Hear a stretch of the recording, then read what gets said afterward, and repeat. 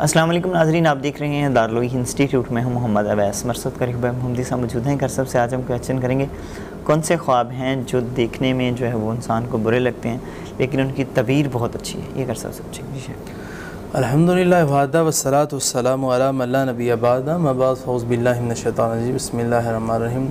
ویسا چمبیلی جی ہے اچھی چیز ہے، دیکھتا ہے بندہ درخت سے یہ بہت دور ہے تو پھر اس کی تعبیر اچھی نہیں ہوتی، اور اسی طرح خواب کے اندر کیونکہ اس کی تعبیر پھر بنے گی غم اور پریشانی۔ جی جی انسان خواب میں پودینہ دیکھتا ہے، پودینہ ہے اچھی چیز ہے، جی جی وہ معدے کے لیے بڑا اچھا ہے، انسان کے لیے بڑا اچھا ہے، لیکن اس کی تعبیر ہوتی ہے غم ملے گا، جی پریشانی آئے گی۔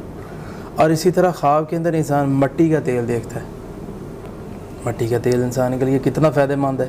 جی اس وقت کے لوگوں سے پوچھیں جن کے پاس گیس کی سہولت نہیں تھی، آج بھی مٹی کے تیل کا کتنا ریٹ ہے، کیونکہ اس کا بڑا فائدہ ہے۔ تو خواب میں اس کو دیکھا ہے اس نے، جی تو اس کی تعبیر ہے کہ اس کو نابکارہ عورت کا سامنا کرنا پڑے گا۔ تو اسی طرح خواب میں انسان دیکھتا ہے بادل، بادل بری چیز تو نہیں ہے لیکن سیاہ بادل ہے، خوفناک بادل ہے، سرخ بادل ہے، تو قحط ہوگا، عذاب ہوگا یا پریشانیاں آئیں گی یہ۔ اسی طرح خواب کے اندر انسان سانپ دیکھتا ہے، یہ تھوڑی سی میں نے یہاں ڈیفینیٹ کر دی، سانپ ہے خطرناک چیز لیکن اس کی تعبیر اچھی ہے۔ یہ کون سی تعبیر اس کی اچھی ہے وہ میں بتاؤں گا۔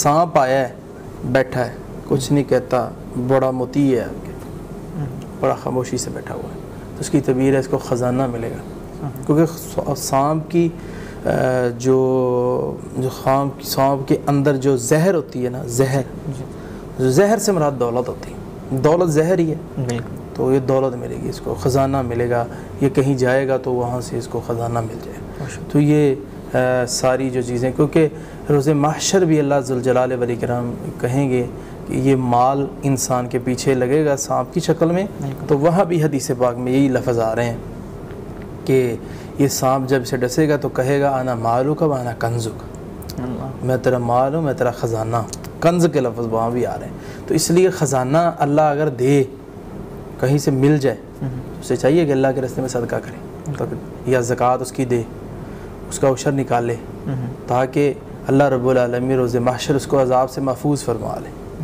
تو یہی تعبیریں تھیں جو میں نے ناظرین کے سامنے رکھ دی۔ بہت شکریہ جی ناظرین، اگلے پروگرام میں پھر حاضر ہوں گے۔ اللہ حافظ۔ قد صدقت الرؤيا إنا كذلك نجزي